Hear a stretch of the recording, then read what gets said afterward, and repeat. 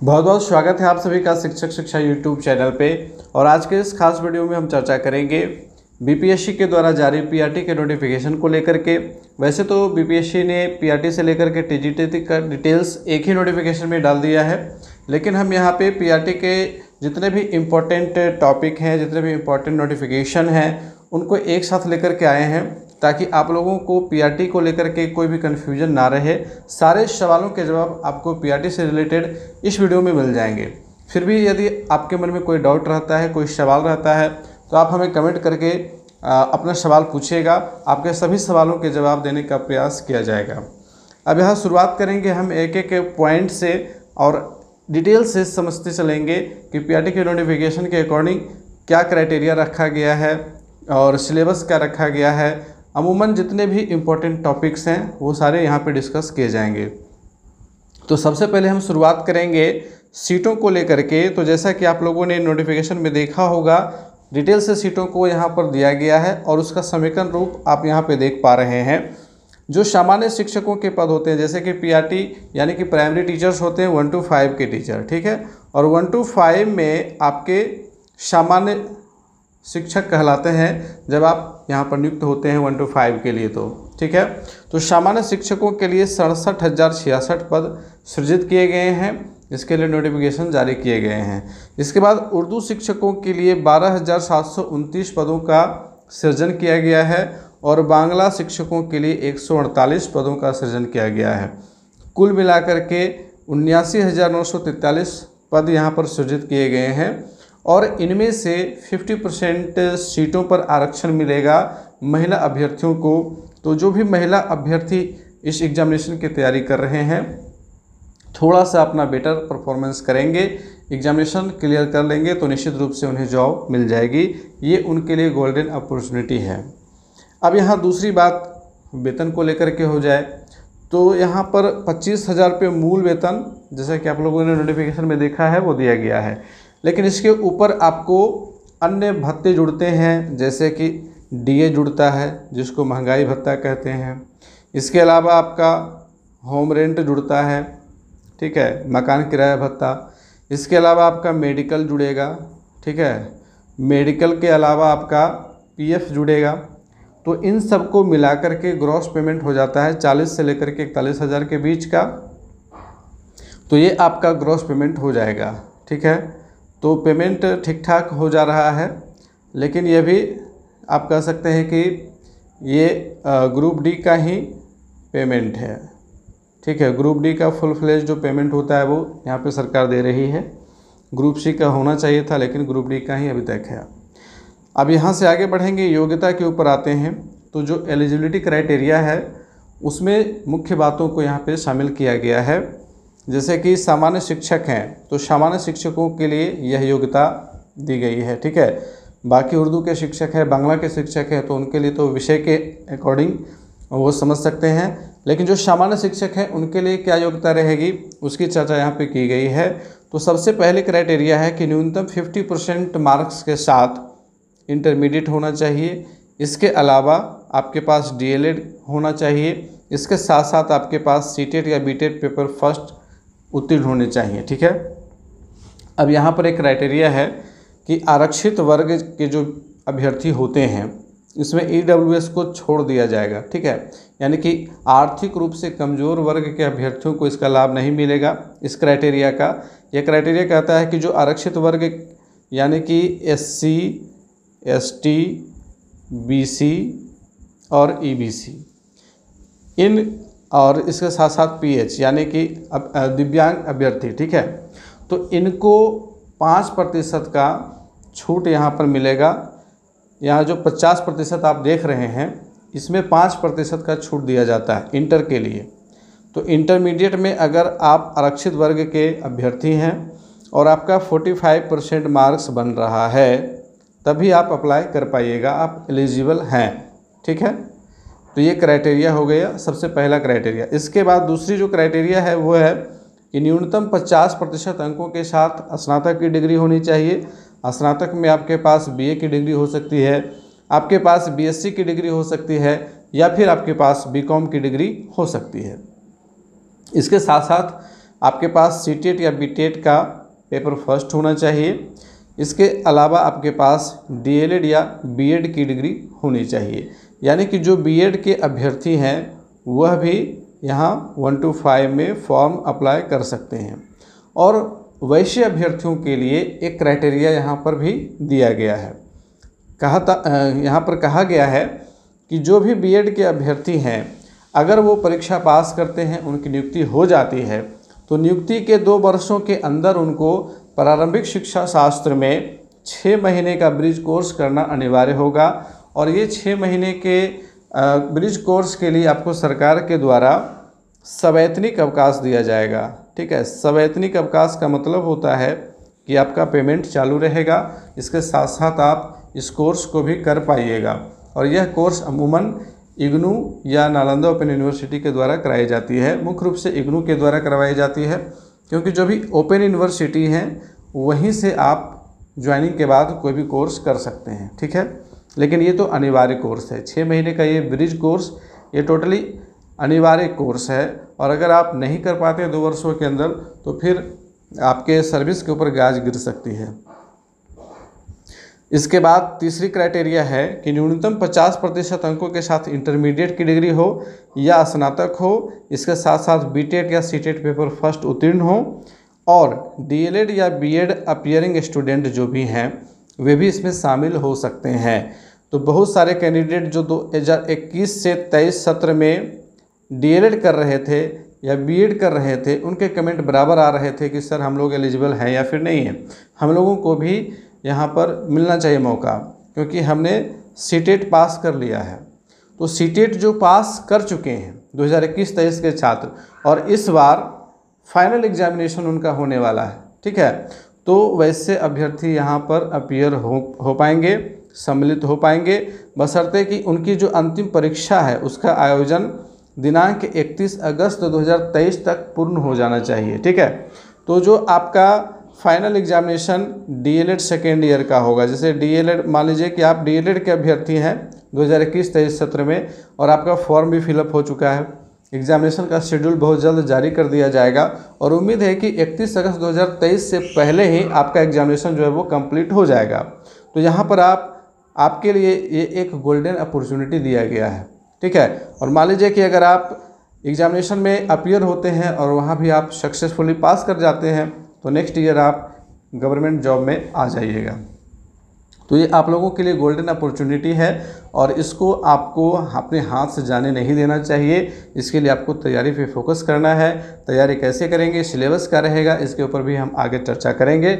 बने रहेंगे वीडियो में, पूरे वीडियो को अच्छे से वॉच कीजिएगा, एक एक सवाल के जवाब आपको मिलेंगे।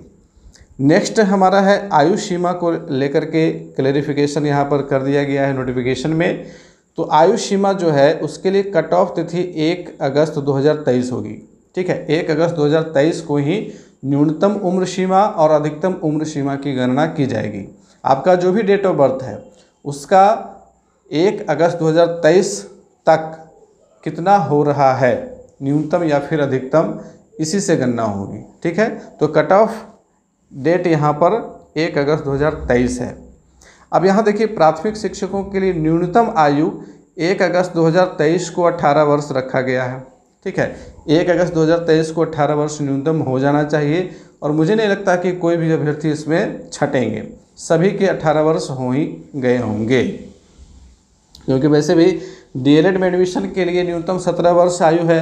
तो 17 वर्ष में अगर किसी ने डीएलएड में एडमिशन लिया होगा और सेकेंड ईयर में आते आते वो 18 पार कर गए होंगे, तो वे लोग भी इसमें शामिल हो जाएंगे। अब यहाँ पर अधिकतम आयु की बात कर लेते हैं। तो अधिकतम आयु जो अनारक्षित पुरुष वर्ग में होंगे उनके लिए 37 वर्ष अधिकतम आयु है। उसी तरह से एससी एसटी के पुरुष एवं महिला दोनों अभ्यर्थियों के लिए 42 वर्ष अधिकतम आयु सीमा रखी गई है, जबकि बीसी, ईबीसी और यूआर महिला के लिए 40 वर्ष की अधिकतम आयु सीमा रखी गई है। और इसमें भी एक क्राइटेरिया लगाया गया है आयु सीमा में छूट का, और वो छूट किन कैंडिडेट्स के लिए है इसको समझ लीजिए कि जो पूर्व से पात्रता परीक्षा में उत्तीर्ण है और साथ ही प्रशिक्षित भी हैं, यानी कि जिनका डीएलएड या फिर बीएड प्लस सीटेट, ठीक है, कंप्लीट है, पहले से ही इन्होंने क्लियर कर रखा हुआ है, लेकिन बहाली नहीं निकली है तो वे लोग अप्लाई नहीं कर पाए हैं। तो वैसे अभ्यर्थियों के लिए 10 वर्ष की छूट देय होगी और इसकी गणना भी 1 अगस्त 2023 को लेकर के की जाएगी। और जो भी कार्यरत नियोजित शिक्षक हैं जो बिहार सरकार शिक्षा विभाग के अंतर्गत कार्य कर रहे हैं, ऑलरेडी पहले से जॉब में है, तो उनके लिए अधिकतम आयु सीमा शिथिल रहेगा, यानी कि उनके लिए कोई बंधन नहीं है। अगर उनकी आयु 59 वर्ष भी है तो भी वे बैठ सकते हैं एग्जामिनेशन में। यहाँ पर ये बात क्लियर हो गई। अब आते हैं सबसे इम्पोर्टेंट मुद्दे पर, सिलेबस को लेकर के। और सिलेबस को देखिए, सिलेबस जो दिया गया बीपीएससी के द्वारा, पीआरटी हो या फिर टीजीटी हो या फिर पीजीटी हो, पूरी तरह से क्लेरिफाई नहीं किया गया है। तो यहाँ पर थोड़ा सा संशय अभी भी बना हुआ है, लेकिन फिर भी यह प्रयास किया गया है कि जो सिलेबस जारी किया गया उसके अकॉर्डिंग तैयारी के लिए जो स्टडी प्लान हमारा होना चाहिए उसके अनुसार से हम अपना स्टडी प्लान बनाएं और एक हम अनुमान लगा सकते हैं कि इतने इतने प्रश्न इन टॉपिक से पूछे जा सकते हैं और उसी के अकॉर्डिंग हमें अपनी तैयारी को शुरू कर देना चाहिए। तो यहाँ देखिए, सबसे पहला जो पेपर होगा वो भाषा का पेपर होगा और भाषा का पेपर कहीं से भी कठिन नहीं होने वाला है। इसमें 99.99% अभ्यर्थी पास हो ही जाएंगे। वैसे अभ्यर्थी इसमें असफल हो सकते हैं जो बिल्कुल इसको लापरवाही से अगर करते हैं। इसमें 25 प्रश्न इंग्लिश से रहेंगे और 75 प्रश्न हिंदी से रहेंगे। इसमें नेगेटिव मार्किंग नहीं रहेगी। यह क्वालिफाइंग नेचर का पेपर होगा जिसमें न्यूनतम 30% अंक लाना अनिवार्य होगा। इसके बाद जो दूसरा पेपर है सामान्य अध्ययन का, इसमें पहले 150 प्रश्न थे जिसके ऊपर मैंने डिटेल में सिलेबस लाया भी था, लेकिन अब इसमें बदलाव देखने को मिल रहा है और कुल प्रश्नों की संख्या को घटा करके 120 कर दिया गया है। समय 2 घंटे ही रहेंगे। नेगेटिव मार्किंग को लेकर के यहाँ पर स्पष्ट लिखा गया है कि नेगेटिव मार्किंग रहेगी, लेकिन कितनी रहेगी यह निर्धारित नहीं किया गया है। तो एक अनुमान है कि 0.25 नेगेटिव मार्किंग रहेगी, यानी कि अगर आप 4 प्रश्न गलत करते हैं तो आपका 1 अंक कट जाएगा। और ऑप्शंस के अनुसार अकॉर्डिंग ये 0.25 को लिया गया है कि अगर 5 ऑप्शन आपके रहेंगे ABCDE तो यहाँ पर 0.25 नेगेटिव मार्किंग होगी, और अगर 4 ऑप्शन ही देता है बीपीएससी तो आपको 0.3 देखने को मिलेगा, यानी कि 3 गलती पर 1 अंक काट दिए जाएंगे। इसको लेकर के अभी क्लेरिफाई नहीं किया गया है। जैसे इसके ऊपर क्लेरिफिकेशन आएगा तो यहाँ पर सूचित कर दिया जाएगा आप लोगों को, ठीक है। अब यहाँ पर हम डिटेल सिलेबस को लेकर के चर्चा करेंगे कि जो आपके टॉपिक बताए गए हैं वो टॉपिक तो क्लेरिफाई कर दिए गए हैं कि आपके प्राथमिक गणित से सवाल रहेंगे, मानसिक क्षमता परीक्षण यानी कि रीजनिंग टेस्ट रहेगा, करेंट अफेयर्स और सामान्य अध्ययन से प्रश्न रहेंगे, सामान्य विज्ञान से प्रश्न रहेंगे, सामाजिक विज्ञान से रहेंगे, भारतीय राष्ट्रीय आंदोलन एवं बिहार का योगदान इस टॉपिक से प्रश्न रहेंगे, आपके भूगोल से प्रश्न रहेंगे और पर्यावरण से प्रश्न रहेंगे। लेकिन प्रश्नों की संख्या क्लेरिफाई नहीं की गई है। ये नहीं बताया गया है कि प्रश्नों की संख्या कितनी रहेगी, कौन कौन से टॉपिक से कितने कितने प्रश्न पूछे जाएंगे, ये नहीं बताया गया है। इसके अलावा कठिनाई स्तर पर भी स्पष्टतः नहीं बताया गया है कि आपके जो प्रश्न पूछे जाएंगे वो उसकी कठिनाई का स्तर क्या होगा। केवल लिख दिया गया उसमें कि आपका जो न्यूनतम अर्हतांक है उसी लेवल के प्रश्न पूछे जाएंगे। तो न्यूनतम अर्हतांक का मतलब अगर हम लगाते हैं तो 8वीं से लेकर के 10वीं तक के प्रश्न यहाँ पर देखने को मिलेंगे। तो उसी के अकॉर्डिंग मैंने यहाँ पर एक अनुमानतः प्राथमिक गणित से 15 प्रश्नों को पूछे जाने की उम्मीद लगाई है कि 15 प्रश्न तो कम से कम गणित से पूछे जाएंगे। उसी प्रकार से रीजनिंग से आपके 15 प्रश्न देखने को मिलेंगे। सामान्य जागरूकता से 20 सवाल आपको देखने को मिलेंगे। सामान्य विज्ञान से, साइंस से भी 20 सवाल, सामाजिक विज्ञान से 20 सवाल, राष्ट्रीय आंदोलन से 10 सवाल, 10 सवाल आपके भूगोल से और 10 सवाल आपके EVS से रहने की उम्मीद है। और हो सकता है इसमें 2-4 प्रश्न इधर उधर हों, लेकिन क्राइटेरिया तो यही रहने वाला है। और कठिनाई का स्तर देखिए, जो सब्जेक्ट आपका है जैसे कि मैथमेटिक्स है तो उसकी कठिनाई का स्तर आपके 8वीं कक्षा तक का रहेगा, लेकिन इसमें आपको जनरल कॉम्पिटिटिव मैथमेटिक्स से भी आपको सवाल देखने को मिलेंगे। तो मैथमेटिक्स की तैयारी के लिए हम लोग जो सवाल लेकर के आएंगे, आप लोग बने रहेंगे, क्लासेस बहुत जल्द शुरू किए जाएंगे। तो आप वहाँ पर देखिएगा लेवल कैसा रहेगा, किस प्रकार का रहेगा। उसके अलावा आपका जो साइंस रहेगा उसमें उम्मीद है कि क्लास 10 तक के लेवल का सवाल आपको देखने को मिलेगा। उसी प्रकार से सोशल साइंस में भी क्लास 10 तक के सवाल आपको देखने को मिलेंगे। भूगोल में भी आप क्लास 10 तक चले जाइएगा, लेकिन पर्यावरण चूँकि 3 to 5 में ही चलता है, ठीक है। पर्यावरण अध्ययन और हम क्लास 3 से 5 में ही चलता है। इसके अलावा इसके बाद जो है साइंस और सोशल साइंस 2 हिस्से शुरू हो जाते हैं। तो पर्यावरण यहाँ पर स्पेशली दिया हुआ है, तो इसका मतलब है कि जो आपका SCERT का बुक है पर्यावरण और हम क्लास 3 to 5, इससे सवाल आपको देखने को मिलेंगे इसमें, ठीक है। और बाद बाकी के जो सवाल हैं उसमें आपको NCERT और SCERT दोनों का कॉम्बिनेशन देखने को मिलेगा, ठीक है। चूँकि BPSC के नोटिफिकेशन में कहा गया है कि आपको SCERT से सवाल पूछे जाएंगे, जबकि BPSC के चेयरमैन हैं अतुल प्रसाद जी, वो ट्वीट करके कहते हैं कि NCERT से सवाल पूछे जाएंगे। तो वे लोग खुद पहले क्लियर हैं नहीं, तो इसमें मुझे लगता है कि NCERT से ज़्यादा सवाल पूछे जाएंगे और SCERT को यहाँ पर थोड़ा सा वेटेज दिया जाएगा और ख़ास करके भूगोल में दिया जाएगा, ठीक है। भूगोल में और भारतीय राष्ट्रीय आंदोलन में SCERT को तरजीह दी जाएगी और बाकी सब में NCERT से सवाल पूछे जाएंगे। वैसे सामान्य विज्ञान का जो टॉपिक है ना और सामाजिक विज्ञान का टॉपिक आप जब मिलाइएगा इन दोनों को, तो NCERT और SCERT में बहुत ज़्यादा फ़र्क नहीं है, बहुत थोड़ा सा हल्का सा फ़र्क है, लगभग सारी चीज़ें एक जैसी हैं। सॉरी। तो ये सिलेबस का टॉपिक हो गया हमारा। इसके अलावा बात करेंगे उत्तीर्णांक की कि कितने % मार्क्स लाने पर आप पास हो पाइएगा एग्जामिनेशन में। तो सामान्य वर्ग के कैंडिडेट 40% अंक लाने पर पास माने जाएंगे। पिछड़ा वर्ग के जो कैंडिडेट हैं उनके लिए 36.5% रखा गया है। अत्यंत पिछड़ा वर्ग यानी कि EBC के लिए 34% है। SC ST दिव्यांग और सभी वर्गों की जो महिलाएं हैं उनके लिए 32% पासिंग मार्क्स रखे गए हैं, यानी कि कम से कम इतने मार्क्स लाने पर आप पास हो जाइएगा। इसके बाद मेरिट जो बनेगा वो आपके इसी परीक्षा के अंकों के आधार पर बनेगा।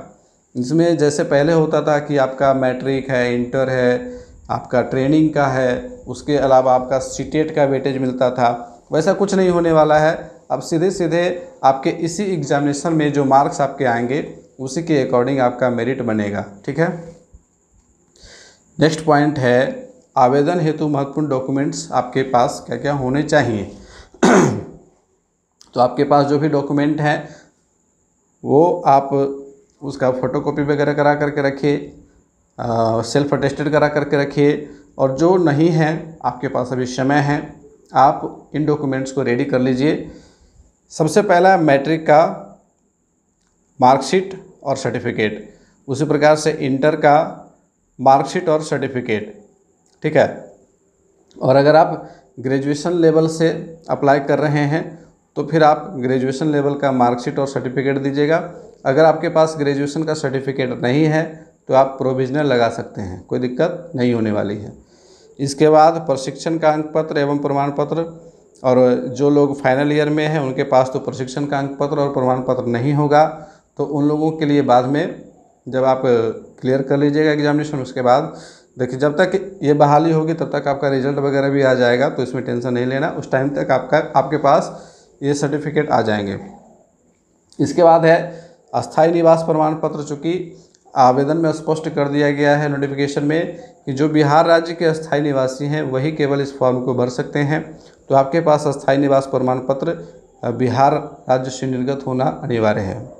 इसके अलावा आरक्षण हेतु जाति प्रमाण पत्र, तो आरक्षण के लिए जाति प्रमाण पत्र के लिए अलग अलग क्राइटेरिया बताया गया है। जैसे SC ST के लिए अस्थायी निवास अंचल से निर्गत जाति प्रमाण पत्र होना चाहिए। जिस अंचल में SC ST के कैंडिडेट निवास करते हैं अस्थायी रूप से बिहार में, कहीं भी बिहार के 38 जिलों में से किसी भी अंचल में निवास करते हैं, तो वहाँ के अंचल से अंचलाधिकारी के द्वारा या फिर राजस्व कर्मचारी के द्वारा निर्गत प्रमाण पत्र मान्य होगा। इसके बाद बात करेंगे पिछड़ा वर्ग एवं अति पिछड़ा वर्ग के लिए। तो पिछड़ा वर्ग एवं अति पिछड़ा वर्ग के लिए एनसीएल लगाना होगा, यानी कि नॉन क्रीमी लेयर, आपको क्रीमी लेयर रहित प्रमाण पत्र बनाना होगा, और वो भी आप अपने अस्थायी निवास अंचल से निर्गत करवाएंगे। बहुत ही आसान होता है। इसके लिए आपको जाति आय आवासीय बनवाना होता है। जाति आय आवासीय बनने के बाद आप क्रीमी लेयर के लिए अप्लाई करते हैं, और क्रीमी लेयर के लिए अप्रूवल मिलता है, फिर आप उसका वेरिफिकेशन करवाते हैं और आपको यह सर्टिफिकेट दे दिया जाता है। यहाँ पर एक क्राइटेरिया विवाहित महिला अभ्यर्थियों के लिए रखी गई है कि जो भी विवाहित महिला अभ्यर्थी होंगे उनको अपने जाति प्रमाण पत्र या फिर अस्थायी निवास प्रमाण पत्र या फिर क्रीमी लेयर रहित प्रमाण पत्र अपने पिता के नाम से एवं पता से निर्गत करवाना है, यानी कि जहाँ उनका मायका है वहाँ से बना होना चाहिए। ठीक है, उनके पति के नाम से नहीं होना चाहिए, ये यहाँ पर क्लियर कर दिया गया है। अब इसमें एक सवाल उठ सकता है कि वैसे महिला अभ्यर्थी जो बिहार से बाहर के हैं उनका क्या होगा। अगर वो बिहार से बाहर का बनवा लेती हैं स्थायी निवास प्रमाण पत्र तो फिर वो अप्लाई नहीं कर पाएंगी। तो जो बिहार राज्य से बाहर के हैं उनको अपना स्थायी निवास प्रमाण पत्र अपने पति के नाम से बनवा लेना है, और बाद बाकी जो है जाति और एनसीएल वो आप अपने मायके से बनवा करके दे देंगे तो कोई दिक्कत नहीं होगी। आर्थिक रूप से कमज़ोर वर्ग ईडब्ल्यूएस प्रमाण पत्र देंगे, और ईडब्ल्यूएस प्रमाण पत्र जो है वो अद्यतन होना चाहिए। 22-23 सत्र का भी चलेगा, नोटिफिकेशन में क्लियर कर दिया गया है, तो इसमें भी ज़्यादा टेंशन नहीं लेना है। और यहाँ पर एक नोट पॉइंट दिया गया है कि सभी वांछित प्रमाण पत्र आवेदन की अंतिम तिथि 12 जुलाई 2023 तक का निर्गत होना आवश्यक है, यानी कि 12 जुलाई 2023 के बाद का अगर आप कोई सर्टिफिकेट लगाते हैं तो वो मान्य नहीं होगा। इस चीज़ को आप ध्यान रखिएगा। तो जो भी सर्टिफिकेट वगैरह बनवाना है वो आप अभी तत्काल बनाना शुरू कर दीजिए। इसके बाद है सीटेट या बीटेट पेपर फर्स्ट का अंक पत्र एवं प्रमाण पत्र लगेगा आपका, और इसके साथ साथ आपको आधार कार्ड देना होगा। देखिए, आधार कार्ड वैसे अनिवार्य नहीं है, लेकिन एक क्राइटेरिया रखा गया है बायोमेट्रिक फ़ी का, और जो कैंडिडेट आधार कार्ड देंगे, आधार नंबर अपना देंगे, तो उनको बायोमेट्रिक फ़ी से छुटकारा मिल जाएगा। 200 रुपये उन्हें अतिरिक्त नहीं देना होगा। और जो लोग आधार कार्ड देंगे, बायोमेट्रिक अपना करवाएंगे, आधार कार्ड के द्वारा वेरिफिकेशन करवाएंगे, तो उनको 200 रुपये नहीं देना होगा, और जो लोग नहीं देंगे उनको 200 रुपये देना होगा। अब यहाँ पर ये चीज़ें निर्भर करती हैं कि आधार कार्ड आपको देना ही होगा, क्योंकि अस्थायी निवास का पता लगाने के लिए आधार कार्ड का यहाँ पर क्राइटेरिया लगाया गया है। इसके अलावा अगर कोई दिव्यांग अभ्यर्थी हैं तो उनके लिए दिव्यांगता का प्रमाण पत्र देना होगा। इसके अलावा देखिए, आपके पास होने चाहिए आपके हाल के फ़ोटो और आपका साइन हिंदी और इंग्लिश दोनों में स्पष्ट होना चाहिए, दोनों चीज़ें। और इसके अलावा जो आप अप्लाई कीजिएगा, अप्लाई करने के बाद जो आप प्रिंट आउट निकालिएगा उसको आपको संभाल करके रखना है। आपको अपना ईमेल आईडी देना है फॉर्म के लिए, आपको अपना मोबाइल नंबर डालना है, और आप जो लॉगिन आईडी पासवर्ड बनाइएगा उसको भी सेव करके लिख करके रखिएगा, ताकि बाद में आप उसका इस्तेमाल करके आप जो ज़रूरी चीज़ें हैं वो उसको कंप्लीट कर पाइएगा। और एक ख़ास बात ये है कि इसको जब फॉर्म आप भरिएगा तो बिल्कुल ध्यान से भरना है, क्योंकि गलती को सुधार करने का कोई अवसर बीपीएससी नहीं दे रहा है। स्पष्ट लिखा हुआ है कि अगर आप गलती करते हैं तो आपको आपने जो अप्लाई किया है, आवेदन किया है, उसको आपको कैंसिल करना होगा, और कैंसिल करने के बाद एक नए सिरे से आप रजिस्ट्रेशन करिएगा और फिर से आप पुनः फॉर्म भरिएगा। और अगर आपने जो फ़ी पे कर दिया होगा तो उसको वापस नहीं किया जाएगा। तो इसको बहुत ही सीरियसली लेना है और अच्छे से एक एक चीज़ को ध्यान से भरना है। शुल्क की बात करेंगे तो सामान्य पिछड़ा वर्ग एवं अति पिछड़ा वर्ग अभ्यर्थियों के लिए 750 रुपये का शुल्क लगेगा। SC ST दिव्यांग और महिला अभ्यर्थियों के लिए, चाहे वो किसी भी वर्ग से हों, 200 रुपये लगेंगे। और वैसे अभ्यर्थी जो आवेदन के क्रम में आधार नंबर नहीं देंगे उन्हें बायोमेट्रिक फ़ी के रूप में 200 रुपये अतिरिक्त देना होगा। यहाँ पर ये क्लियर मेंशन कर दिया गया है। और आवेदन के लिए तिथि तो आप लोगों को पता है कि 15 जून 2023 से 12 जुलाई 2023 तक रखा गया है। अब देखते हैं, इसमें भी हो सकता है परिवर्तन हो, लेकिन अभी तक जो है उसको हम मान करके चलेंगे। और परीक्षा का आवेदन फॉर्म ध्यान से भरना है। त्रुटि सुधार का कोई भी अवसर देय नहीं होगा। तो ये सारी जानकारी आप लोगों को कैसी लगी हमें कमेंट करके ज़रूर बताइएगा। और क्लासेस बहुत जल्द लॉन्च हो रहे हैं, तो चैनल को सब्सक्राइब कर लीजिएगा। बने रहेंगे हमारे साथ, मिलते हैं फिर से नेक्स्ट क्लास में। तब तक के लिए गुड बाय, टेक केयर।